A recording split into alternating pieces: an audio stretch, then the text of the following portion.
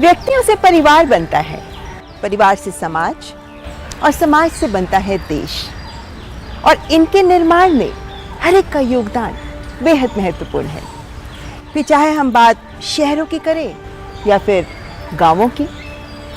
नमस्कार, पद्म पुरस्कार प्राप्त हस्तियों की इस विशेष श्रृंखला में आप सबका स्वागत है। आपके साथ मैं हूं ममता चोपड़ा और मेरे पीछे जो आप देख रहे हैं चबूतरा है ये। और जब ग्रामीण परिवेश में आप जाते हैं और आप देखते हैं इस तरीके के चबूतरे, तो कह सकते हैं कि ग्रामीण संस्कृति के केंद्र में होते हैं ये चबूतरे, जहां ग्रामीण संस्कृति पोषित होती है, फलती फूलती है, लोग एकत्रित होते हैं, विचारों का आदान प्रदान होता है और साथ ही साथ लोक कलाओं को भी यहाँ से बल मिलता है। आज की इस श्रृंखला में ऐसी ही लोक कलाओं को समर्पित हस्तियों की हम करेंगे बात। तो आइए करते हैं सिलसिले की शुरुआत।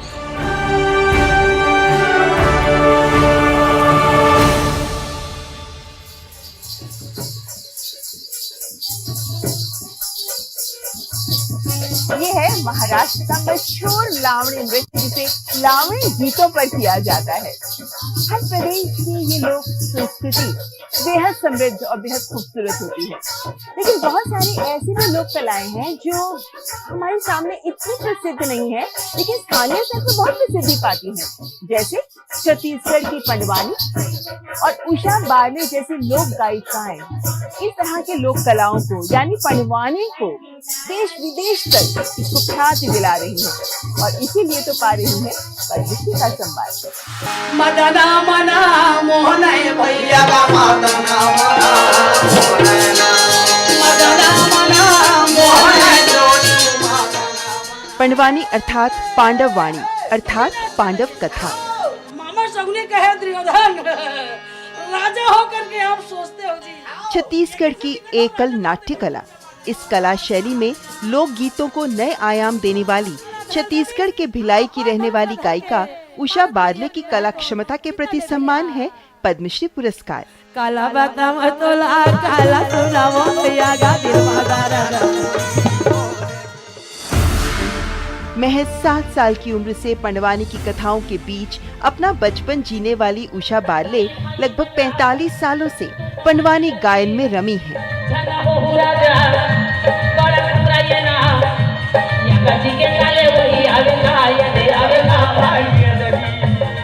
और न केवल भारत के विभिन्न प्रदेशों में बल्कि ब्रिटेन, अमेरिका समेत 12 से अधिक देशों में अपनी प्रस्तुति के माध्यम से पंडवानी विधा के रंग बिखेर चुकी हैं।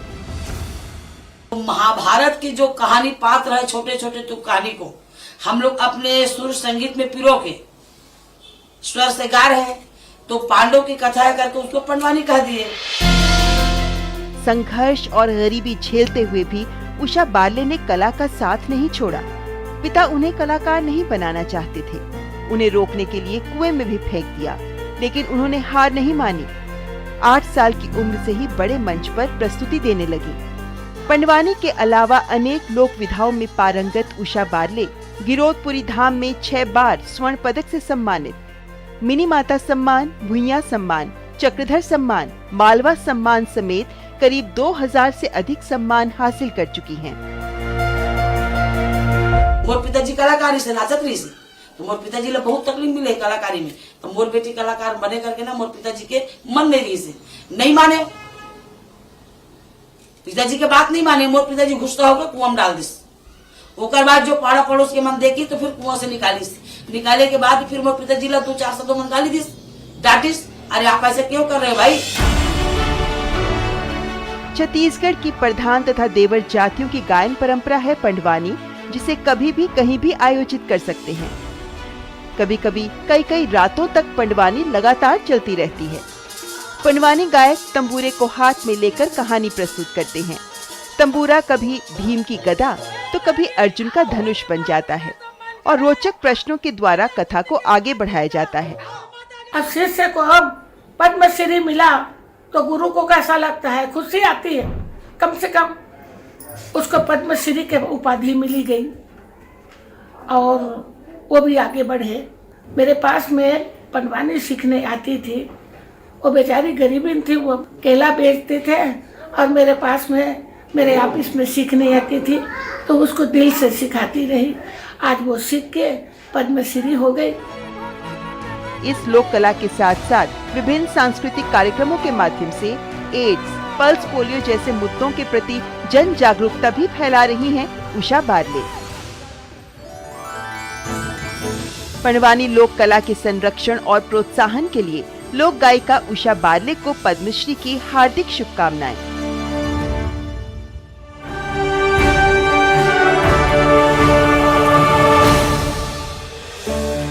ये खूबसूरत ढोल बजाते नृत्य करती कलाकृतियां ये छत्तीसगढ़ का बस्तर आर्ट है। बहुत मशहूर है इस तरीके की लोहे से बनाई गई ये कलाकृतियां। और इस तरह की कलाकृतियों को अगर आप देखते हैं तो जहां पुरुष मिलकर नृत्य कर रहे हैं तो ये दिखाता है कि किस तरीके से लोक संस्कृति में मिलकर काम करना, मिलकर मनोरंजन करना, ये स्पिरिट बहुत महत्वपूर्ण है। और इसी स्पिरिट को दिखा रहे हैं मुआ सुबोंग। नागालैंड के हैं ये, और नागालैंड में जो वहाँ की लोक संस्कृति है वो वक्त के साथ लोक कथाएं, लोक संस्कृति लुप्त ना हो जाए, तो उन्होंने इसी को गीतों के माध्यम से आज के युवाओं तक पहुँचाने का बीड़ा उठा लिया और साथ ही बना डाला एक खूबसूरत वाद्य यंत्र बाम हम। कौन है मुआ सुबोंग? आइए आपको बताते हैं।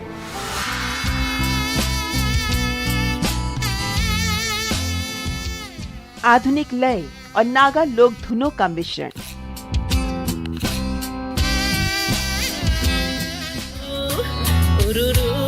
ये है नागालैंड के दीमापुर के मुआ सुबोंग का बैंड एबियोजेनेसिस, जिसमें अन्य वाद्यों के साथ बजाया जा रहा है बामहम, एक नया वाद्य।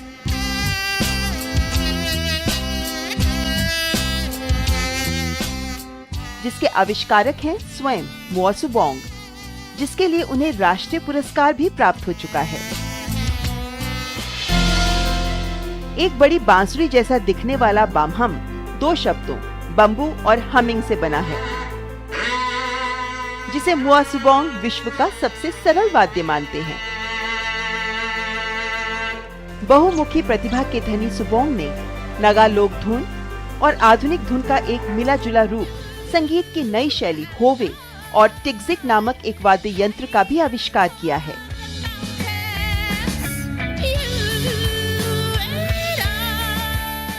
This is the bam-hum, which I invented, and looks like a flute, but it is not a flute. Necessity is the mother of all invention.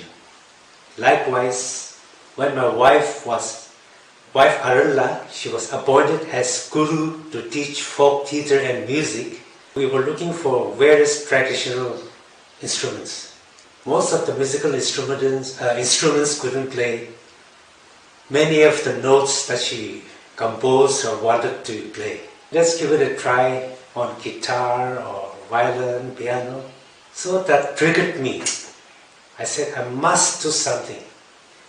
And through many trials and error, this bam-hum came about.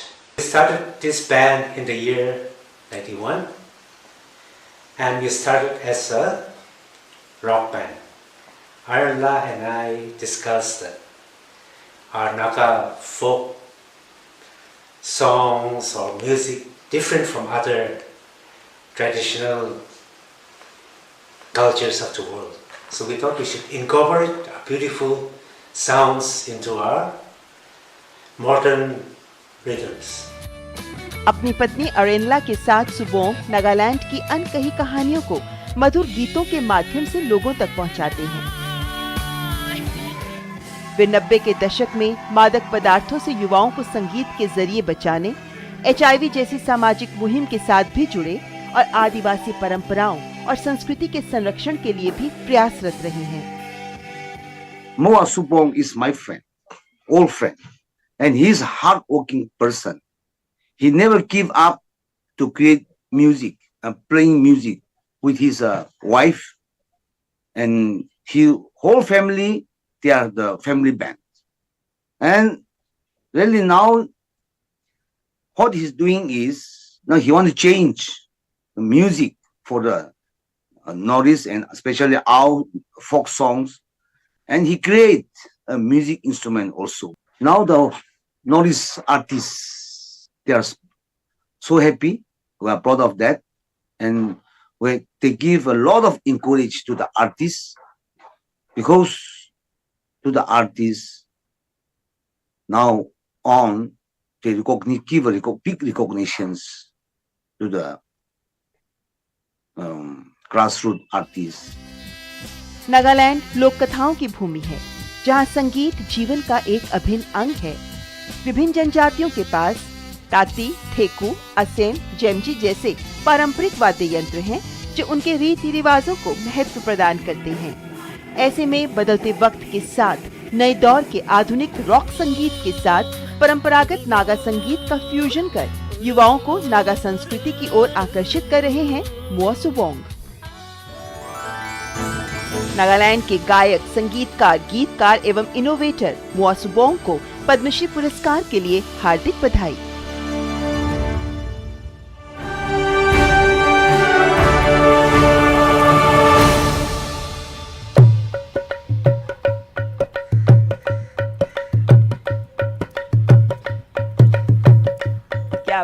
क्या बात है। मनोज भाई, आप कितने साल से बजा रहे हैं? 25 साल से बजाता हूँ। 25 साल हो गए आपको बजाते हुए। 10 साल की उम्र से इन्होंने सीखना शुरू किया ढोलकी को। इसी तरीके से हर वाद्य यंत्र की अपनी खूबसूरती होती है, और जो किसी वाद्य यंत्र के साथ जुड़ जाते हैं फिर जीवन पर्यंत उसका अभ्यास जारी रखते हैं। जैसे कर्नाटक के मुनि वेंकटप्पा, जो तामटे बजाते हैं, और ये तामटे वाद्य यंत्र जिन्होंने बचपन से बजाना शुरू किया, तो लगभग 6 दशक से वो इसको देश विदेश में लेकर जा रहे हैं, और इसीलिए तो प्राप्त कर रहे हैं पद्मश्री का सम्मान।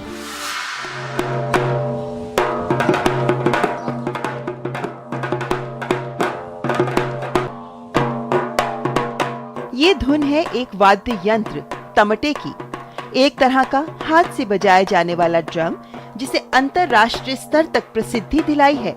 कर्नाटक के चिक्काबल्लापुरा जिले के पिंडी पापनहल्ली गांव के कलाकार 77 वर्षीय मुनि वेंकटप्पा ने, जो 60 सालों से इस वाद्य की धुनों को लोगों के आगे प्रस्तुत कर रहे हैं।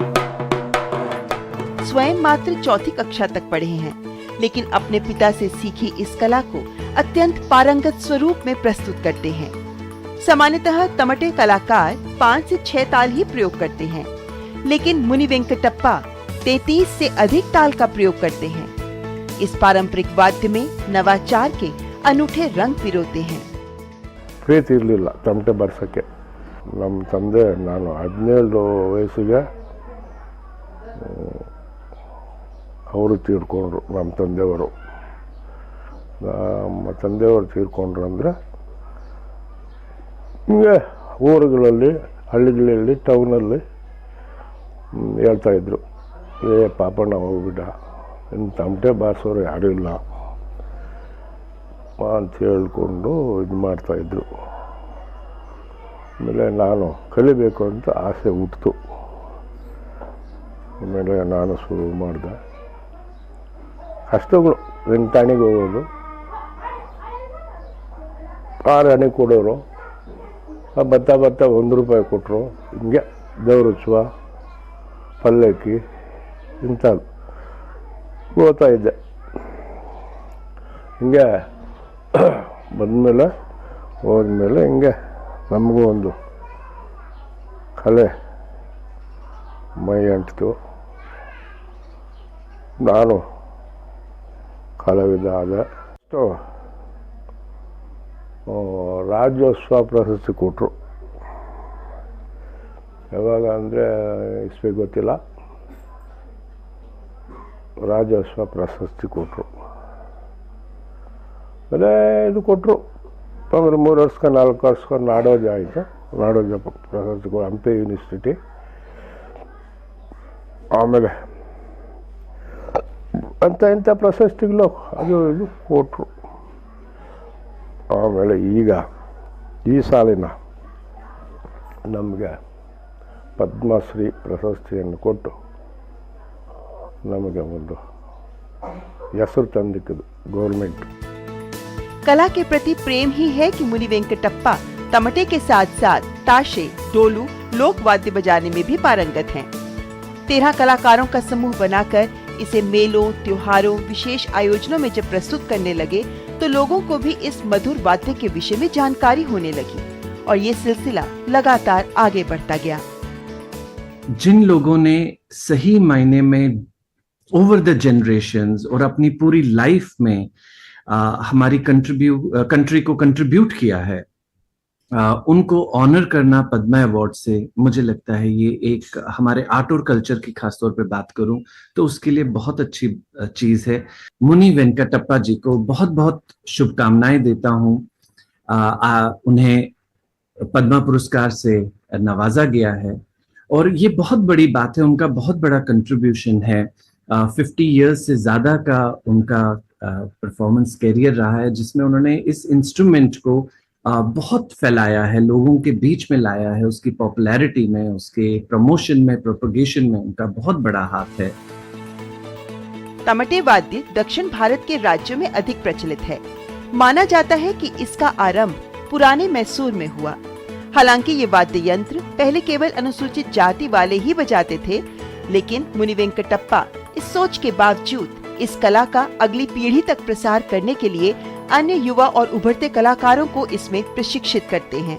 मुनि वेंकटप्पा ने विदेशों में जाकर भी इस कला से दर्शकों को रूबरू कराया और सराहना बटोरी। तमटे वादक नदोजा पिंडी पापनहल्ली मुनि वेंकटप्पा को पद्मश्री पुरस्कार के लिए हार्दिक शुभकामनाएं। कितने सारे साधारण जन हैं जो असाधारण हौसलों से कर रहे हैं ये अनुपम काम, बढ़ा रहे हैं अपनी लोक कलाओं को आगे। इनकी गाथाओं का ये सफर जारी है, लेकिन फिलहाल यहाँ रुकेंगे एक ब्रेक के लिए। आप देखते रहें हमारे पद्म।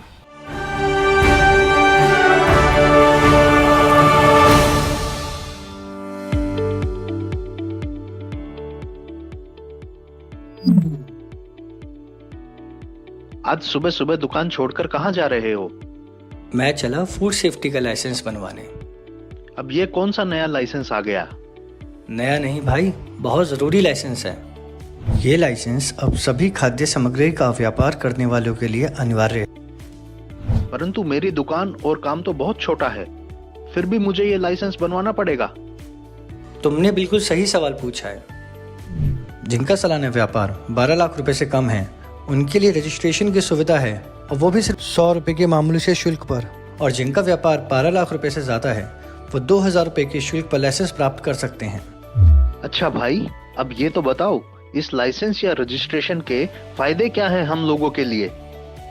इसके बहुत से फायदे हैं, जैसे ये हमें कानूनी सुरक्षा प्रदान करता है, कस्टमर के बीच हमारी साख मजबूत करता है, जिससे हमारा व्यापार बढ़ता है, और सबसे जरूरी बात, खाद्य सुरक्षा को मजबूत बनाता है, जो हम सबकी एक जिम्मेदारी भी है। अरे वाह, एक लाइसेंस के इतने सारे फायदे! ये तो हम सभी खाद्य सामग्री बेचने वालों को तुरंत ले लेना चाहिए। रुको, मैं भी तुम्हारे साथ चलता हूँ। हाँ जरूर चलो, दोनों साथ चलते हैं। फूड सेफ्टी का रजिस्ट्रेशन या लाइसेंस आप खुद से ऑनलाइन भी अप्लाई कर सकते हैं, या फिर डिपार्टमेंट ऑफ फूड सेफ्टी, जो मयूर भवन कनॉट प्लेस पर स्थित है, के सुविधा केंद्र की मदद से भी अप्लाई कर सकते हैं। दिल्ली खाद्य संरक्षा विभाग द्वारा जनहित में जारी। पता है, लोग अक्सर मुझसे पूछते हैं कॉल सेंटर का स्टेडी जॉब क्यों छोड़ा? I wanted more out of life. बस मैंने अपना स्टार्टअप शुरू किया। जानना चाहोगे कैसे? Then start up your own business as an LIC agent. यहाँ सब कुछ है, great products, zero investment, leading organization and unlimited opportunities. तो क्या आप तैयार है? LIC एजेंट बनो, अब बड़ा सोचो। हमारी वेबसाइट पर जाएं या अपनी नजदीकी LIC शाखा से संपर्क करें।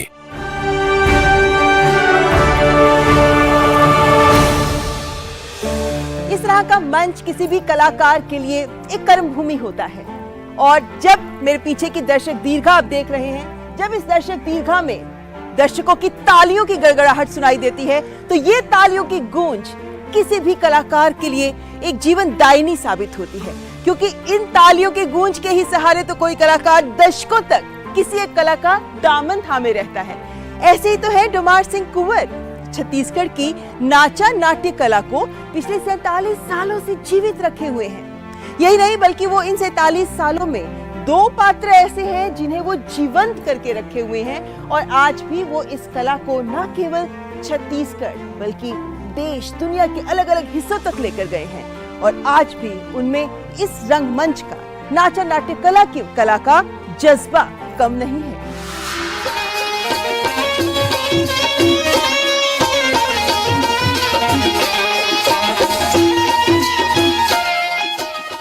छत्तीसगढ़ की विलुप्त होती नाचा नाट्य कला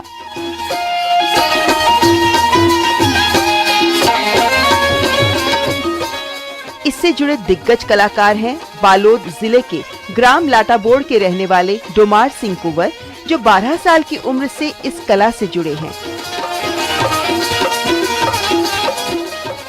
जय जवान जय किसान। और 5 दशक से नाचा कला का मंचों पर प्रदर्शन करते आ रहे हैं। तुम्हें सीख गए यार। यहाँ का रोड दादा 47 सालों से परी व डाकू सुल्तान की भूमिका निभाकर जीवित रखने के लिए प्रयासरत हैं। आपने 5000 से भी ज्यादा शो किए हैं, जिसमें इस कला का प्रदर्शन किया। मेरे पिताजी भी, मेरे दादाजी भी, मेरा खानदान चला आ रहा है, तो उनसे मैं सुना, देखा, सीखा, और ये मूल है सब विधाओं का। क्योंकि उस समय, अब मेरे जमाने में भी, मेरे पिताजी के जमाने में भी एक सिर्फ नाच ही होता था मनोरंजन का साधन। मुझे लोग पहचानते हैं, इतना पहचानते हैं कि मेरे आवाज को भी जानते हैं। वो एक सुल्ताना डाकू का मैं रोल करता हूँ, वो जवानी से करते आ रहा हूँ अभी तक, और मुझे मेरा नाम से ज्यादा नहीं बुलाते, सुल्ताना जी करके भी बुलाते हैं।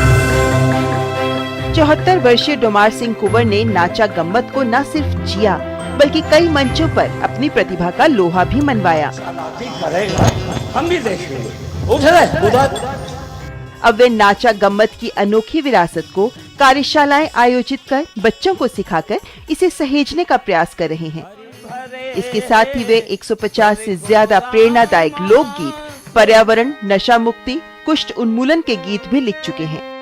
मुझे बहुत खुशी हुई है, और मुझे ही नहीं, मेरे जितने शागिर्द हैं, मुझसे जुड़े हुए कलाकार हैं, ऐसा लगता है कि ये पुरस्कार जो है सबको मिल गया। नाचा नाट्य ये एक ऐसी कला है जो छोटे छोटे छोटे कस्बों में जाकर अपनी कला के द्वारा लोगों को जागरूक करते हैं। और ऐसे लोग, डोमार सिंह कुंवर, पहले तो आपको बहुत बहुत धन्यवाद और शुभकामनाएं, जो आप इतने बरसों से ये सेवाएं करते हैं। सच्ची तो मैं ये कहती हूँ कि हमारे हिंदुस्तान के ये जो कलाकार है, सब यही तो हमारी उन्नति कर रहे हैं कला के क्षेत्र में। नाचा छत्तीसगढ़ की एक लोकप्रिय नाट्य कला विधा है। नाचा में कलाकार की भाव भंगिमा को महत्व दिया जाता है, और इसमें हास्य का पुट अहम है। पर मंत्र ला मने कैसा पता लगाना चाहिए सच है कि झूठ है। नाचा नाट्य कला के दिग्गज कलाकार डोमार सिंह कुंवर को पद्मश्री पुरस्कार के लिए हार्दिक बधाई।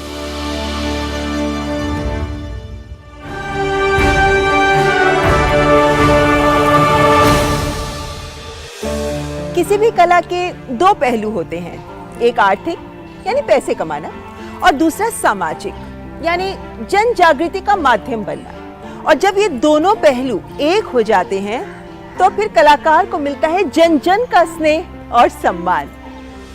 महाराष्ट्र का गढ़चिरौली जिला बहुत मशहूर है नक्सलवाद के कारण। यहाँ के झाड़ीपट्टी रंगमंच के कलाकार परशुराम खुने पिछले कई दशकों से इस झाड़ीपट्टी रंगमंच को सशक्त जन जागृति का माध्यम तो बना ही रहे हैं, लेकिन साथ ही साथ नक्सलवाद से प्रभावित जो युवा हैं, उनकी जिंदगी बदलने के लिए भी इसी को आगे ला रहे हैं और सफलता भी पा रहे हैं।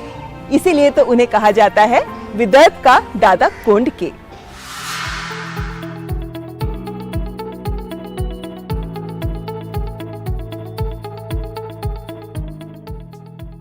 महाराष्ट्र के नक्सल प्रभावित क्षेत्र गढ़चिरौली के झाड़ीपट्टी रंगभूमि कलाकार परशुराम कोमाजी खुने अपने कार्यों की लोकप्रियता के चलते विदर्भ के दादा कोंडके के नाम से जाने जाते हैं। 70 वर्षीय परशुराम खुने ने अपने जीवन में 5000 से अधिक नाटकों में भाग लिया, जिसमें उन्होंने 800 से ज्यादा किरदार निभाए। लेकिन ये बेहतरीन कलाकार इस कला के माध्यम से समाज सुधार के लक्ष्य को भी साध रहे हैं। खूने झाड़ीपट्टी रंगमंच को माध्यम बनाकर नक्सलियों के बहकावे में आ चुके कई युवाओं को सही मार्ग दिखा चुके हैं। वे नक्सल प्रभावित क्षेत्रों में युवाओं के पुनर्स्थापना के लिए भी काम करते हैं और समाज के अंदर मौजूद नशा मुक्ति, अंधविश्वास जैसी कई कुरीतियों के साथ साथ स्वच्छता जैसे सामाजिक विषयों पर लोगों को जागृत करने के लिए भी इस रंगमंच का उपयोग करते हैं। झाड़ीपट्टी रंगभूमि का मतलब ये है कि ये जो एरिया है ये पूरा जंगल से प्रभावित है, जहाँ से जिसे मराठी में झाड़ बोलते हैं, और छोटे झाड़ बड़े झाड़, और पूरा हरा भरा ये परिसर है 3-4 जिले में, गढ़चिरौली, भंडारा, चंद्रपुर। तो इसमें पूरे हर गांव में 2-2 किलोमीटर देहात बसे हैं और हर गांव में नाटक होते हैं। मेरे खानदान में मेरे पंजोबा आजोबा थे, वो नाटक खेलते थे।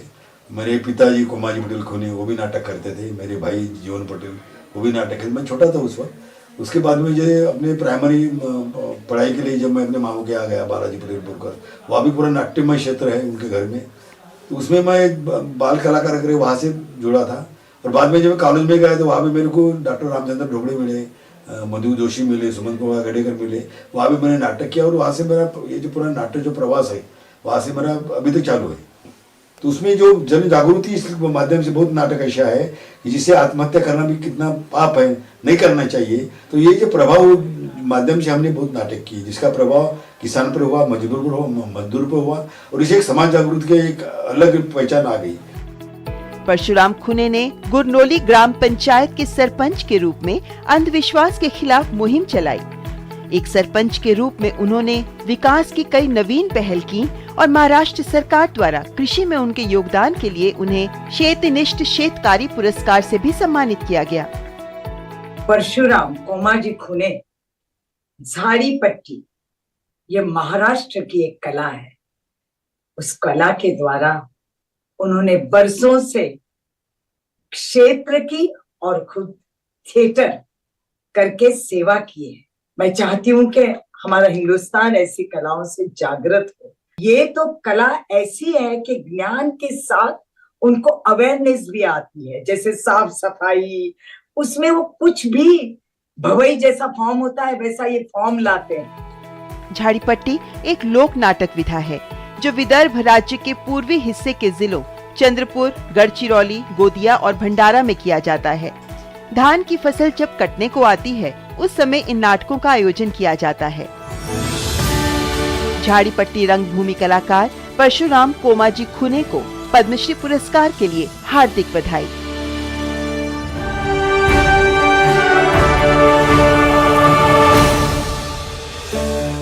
कोई भी काम आसान नहीं होता और हर काम के लिए, चाहे वो छोटा हो या बड़ा, लगन की, जुनून की, निरंतरता की आवश्यकता होती है। कुछ इस तरह का प्रयास चाहिए होता है ताकि उस कार्य के माध्यम से आप जन जन तक जुड़ सकें। और हमारे पद्मश्री पुरस्कार प्राप्त करने वाली शख्सियतें इसी तरीके के प्रयास को रेखांकित कर रही हैं और हम सबके सामने बन रही है एक उदाहरण, और इसीलिए तो देश कर रहा है इन्हें सलाम। ये है हमारे पद्म कार्यक्रम के इस अंक में आज बस इतना ही, लेकिन ये सिलसिला आगे भी जारी रहेगा। फिलहाल हमारी पूरी टीम को दीजिए इजाजत। नमस्कार।